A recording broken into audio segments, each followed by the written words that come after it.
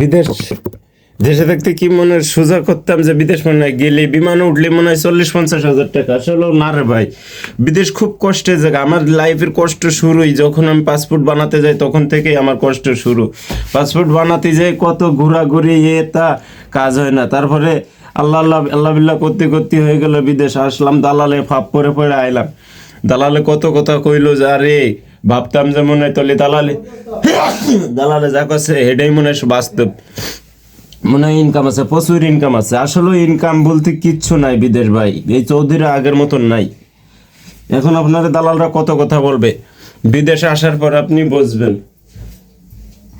আমি আসলাম, আসার পরে আমি প্রায় 2 মাস বসে থাকলাম, আমাকে আকামা দেয় না, কিছু দেয় না। ওই 3 মাসের আকামা, কোনো দালাল এখন আকামা দেয় না। আপনার আপন ভাই যদিও আনে, তারপর আপনি বিশ্বাস করতে পারবেন না যে আমাকে আকামা দেবে।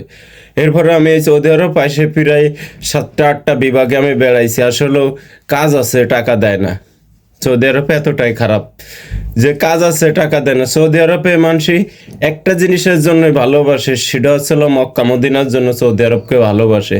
নাহলে সৌদি আরবকে কেউ ভালোবাসতো না। কারণ সৌদি আরব এতটাই যে খারাপ, আপনাকে সৌদি আরবের মানুষে কাজ করাবে, টাকা দেবে না। আমি সৌদি আরবে 8টা-10টা বিভাগে বেড়াইছি, কাজ করেছি, 8 দিন 10 দিন 20 দিন কাজ করাইছি।